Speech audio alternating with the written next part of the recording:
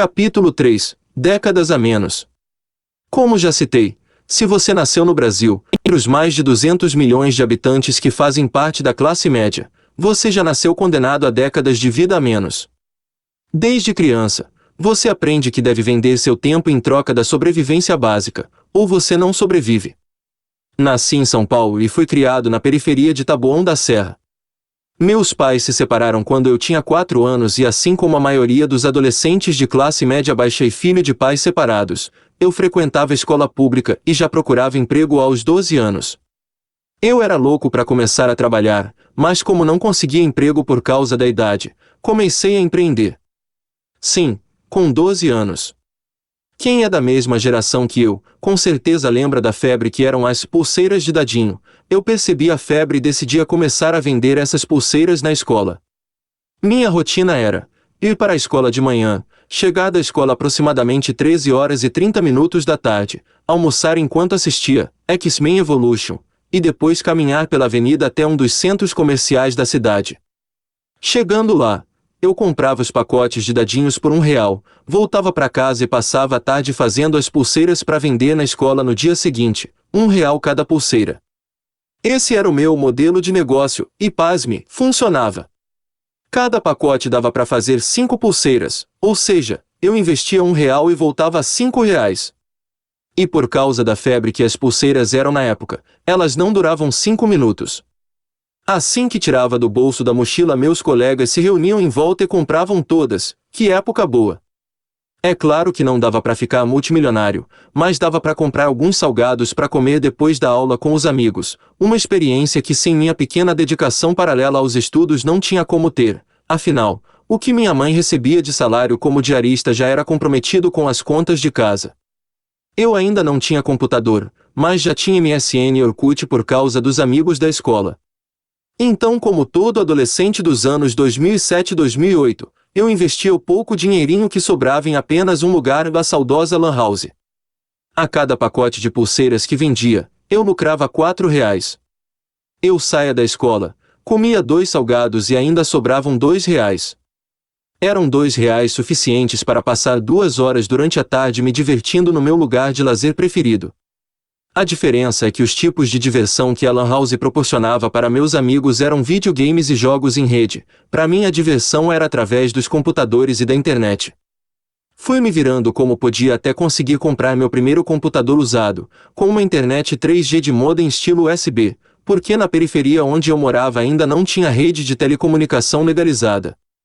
Me apaixonei por informática e computação, ao ponto de virar a noite imerso na internet aprendendo a criar sites, fazendo montagens no Photoshop, jogando Need for Speed e, como todo adolescente de 2010, infringindo a maior lei que os mais velhos nos aplicavam: não fale com estranhos na internet. Eu infringia aquela lei todos os dias, afinal, na época era surreal entrar em um jogo online, conhecer alguém de outro estado, fazer amizade virtual e depois de um tempo se encontrar pessoalmente, não é, Milena? Por incrível que pareça, mais de uma década depois, ainda tenho amizade com alguém daquela época. Cortando para o futuro, hoje além de falarmos com estranhos pela internet ainda entramos em seus carros e pagamos por isso, ironia do destino criada pela Uber. Mas, de volta ao passado. Como o empreendedorismo estava no meu sangue desde cedo, criei minha primeira empresa para vender serviços de criação de sites e manutenção de computadores, até encontrar o primeiro obstáculo: a idade. Na época, ninguém queria fazer negócio com um moleque de 15 anos, e infelizmente, meu próximo passo foi acionar o piloto automático e foi a partir daqui que o tempo foi se tornando cada vez mais escasso para mim.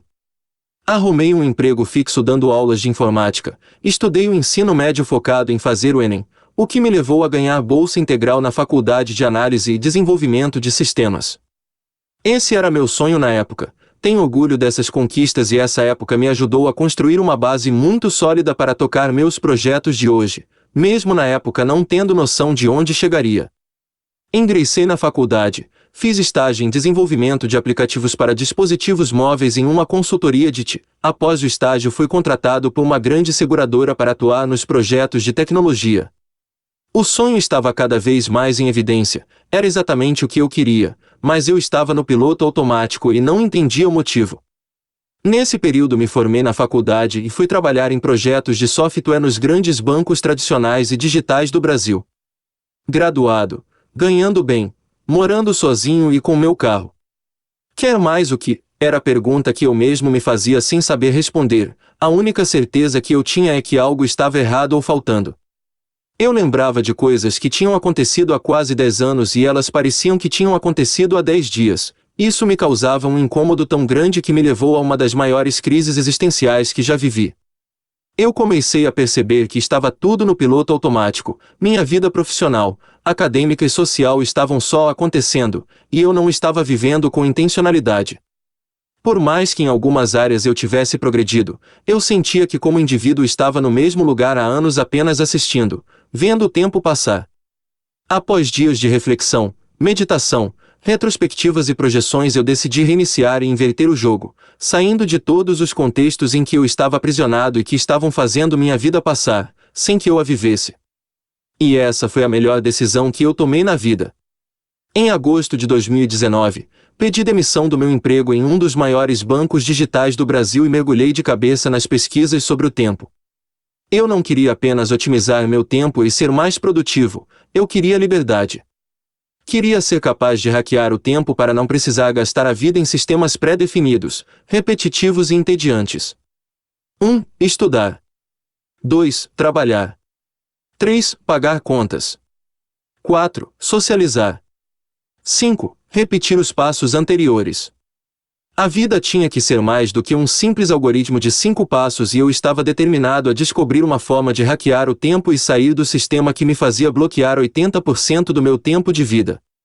Comecei a pensar, estudar, ler livros e fazer buscas na internet sobre como ter tempo e ser produtivo e os únicos conteúdos que eu encontrava eram superficiais, com dicas como organize-se, não procrastine e use o Trello.